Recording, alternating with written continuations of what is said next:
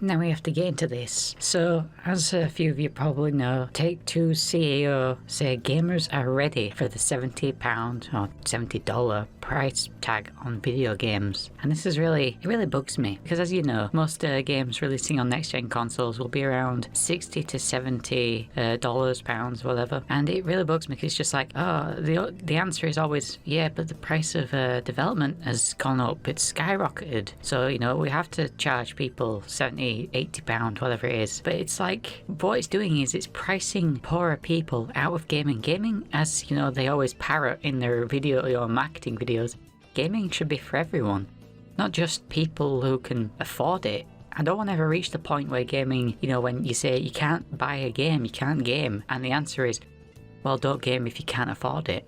I don't ever want to reach that point. Gaming should be for everyone. We already pay out a rather large cost for the next-gen consoles, and the whole trade-off is that games themselves they're achievable to buy. They're not gonna bankrupt you. So even though you're paying $400, $500, $600 for a console afterwards, you can afford a £50 game now and again. But this feels like a loot box situation where they just kind of keep pushing it further and further and further, because everyone remembers just how invasive loot boxes got, where they were basically hard-coded into the games, like a Star Wars Battlefront. By even removing them, it just left menus hanging, and certain things didn't work right anymore, and they were becoming that invasive, and they would have kept going. It was only because customers reacted negatively and kept pushing to, like, this isn't okay, that they removed them, and they could. So when they say that, we can't survive without loot boxes, that was clearly incorrect, especially if you look at the sales numbers of especially like single-player games that have been like really high sellers, like God of War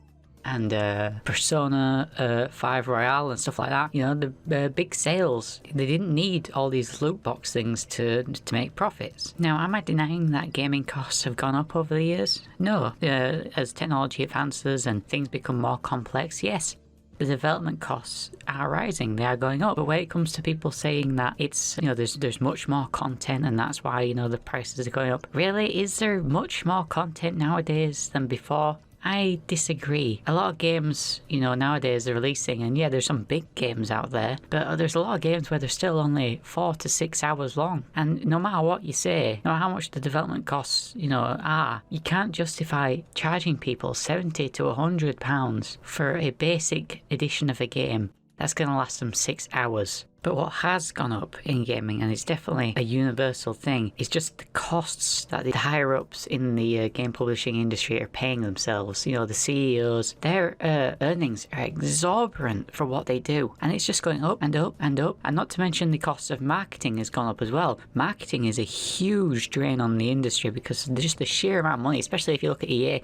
EA spends almost as much on marketing as they do on the games themselves. And that's not even including paying all those outlets like, Polygon, Kotaku, whatever, all these websites, paying them for their advertisements and to be featured and all their banners on their websites. All these extra costs, unnecessary. The games media reports on games, or at least they should report on games, because it's never enough. And that's because the people who are running these companies, they're not gamers. They come from backgrounds like corporate suit backgrounds and advertising and PR development teams and stuff like that. Gaming is almost not even a secondary thought, it's a third or a fourth thought to these people. They see it as just another company that they can run like any other company, and unfortunately that means that they're going to be spending on things that they used to do in these companies and they do in the entertainment industry. Gaming doesn't need huge, exorbitant, journalist-only events where they plaster giant screens up and they serve champagne and they give you $300 gift bags and stuff like that. Gaming doesn't need that, but a huge amount of cost is sunk into these things. And then people say, yeah, but everything involved in the creation of games has gone up in cost. No, there's like 50% of the costs could be cut and it wouldn't make that much of a difference. But they can't, because again, they want these giant industry only shows. They want the insider kind of, they want the lifestyle that comes with being the CEOs and stuff like that. The journalists want their little press pass invites. Nobody wants to give up all those little luxuries that they have in the industry to pass on any saving towards the actual customer. I mean, a £70 to £80 game wouldn't be so bad if, I only want to touch on this a little bit, but basically the cost of living has really gone up. Over the years it's been climbing and climbing, things are costing more money, but people's earnings, they're not climbing at the same rate. climbing a lot slower, and that goes for entertainment too. You know, you can't, if you're earning minimum wage and you're already paying your rent, your bills, and everything's going up in cost, eventually you're going to get priced out of buying, you know, entertainment. It's going to be considered a luxury that you just can't afford when you're, you know, paying out £100 plus, and that's only the start for a game that might only last you a couple of hours. You just can't justify that. I mean, the fact that they're continuing to bloat CEOs' costs and the higher-ups' paychecks and putting on these exorbitant journalist-only events shows that the money could be saved. There's plenty of areas that they could cut back on, but they wouldn't. They're not going to. They would rather pass that charge on to you as a paying customer. And that really speaks of their background, especially the corporate higher-ups. They're all from PR and corporate firms and all this stuff. They don't see gaming as, you know, something that's intrinsically part of their experience. They're just businessmen and businesswomen who've come from business, and they just see it as money. So when it comes to, you know, how they run things like they've run the businesses all their lives, and that includes those silly costs of like journalist only events and PR schemes and, you know, millions on marketing.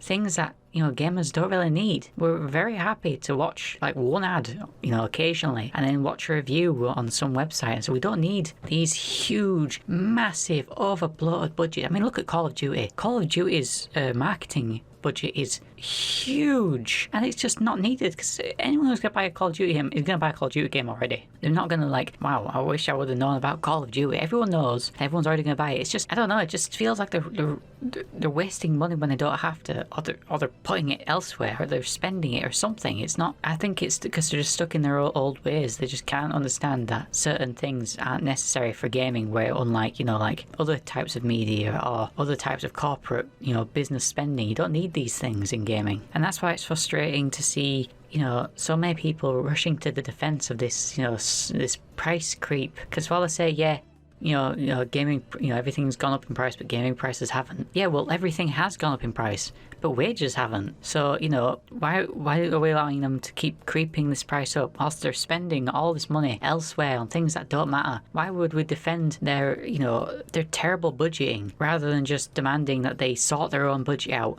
and pass the savings, you know, onto the customers themselves? No, we'd rather just say, yes, take my money, take 70, 80, 90. And none of it's, you know, hardly any of it's going to the developers. They're sleeping in the office, they're working overtime, they're barely getting paid anything. And, you know, it's going right into the pockets of the people that in any other situation, you'd be marching on the street, you know, you'd be like, down with these CEOs, down with the rich and stuff. But because it's in gaming, any gamer that complains about it is like entitled. It's not entitlement, it's fighting back against corporate greed.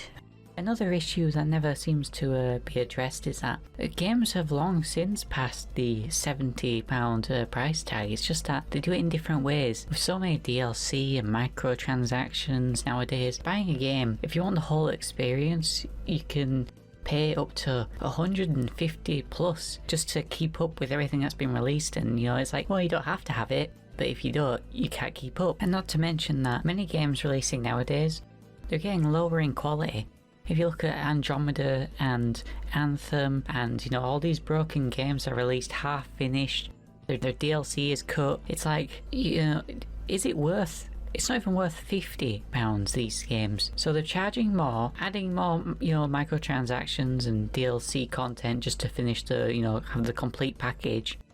And their games are working less and less and are releasing more and more broken. This is the wrong time to decide that now is the time to up the price, because the quality is dropping. I mean, more and more we've seen it creeping over time, especially with EA and Activision. It's becoming more and more like I won't say it's more and more like a soulless business, because it's been like that for a long time, but you know what I mean? To them, gaming is the least important part of the industry to them. That's why, you know, the press passes matter, the lavish events matter, the journalist packs that go for over $300 you know, dollars on eBay after events, they matter. The games, the developers and the players themselves, they don't matter. You know, they're just things to use or things to drain of money. And that's why it really annoys me when like CEOs of companies come out and say gamers are ready for the $70 price check. No, we're not. Okay, we're struggling. We're in the middle of a pandemic. Everyone's losing their jobs. A lot of people are completely unemployed. They still need entertainment and gaming to take their mind off these things, because these things are terrible and it's driving people nuts. You know, we're all in lockdown. We need that entertainment. And all they're seeing is dollar signs in their eyes. Like, oh yeah, now is the time to start charging them more and more and more. And you're pushing people further and further and further. And eventually, people just aren't going to be able to afford to buy games. And they're going to wonder, why is everyone turning to piracy? Why is everyone buying second hand? Eventually, they're going to try at least to turn all the way over to digital, I bet. And in that way, you can't have your pre-owned games.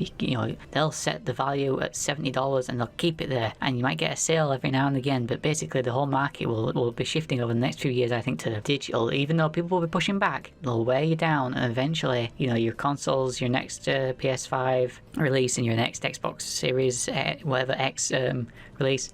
They'll all be discless versions, and the market will just keep pushing it up and up and up. And you've got to play by their prices if you want to play games. And it'll be our fault because we didn't push back hard enough when we could, like loot boxes. The time to push back is when you see those first signs that they're just taking a bit too much, whilst continuing to spend too much where they don't need to. Because that's not healthy budgeting, that's just having your cake and eating it. It's not up to us to cover the exorbitant costs that they're spending on things that they don't need to spend to make a game.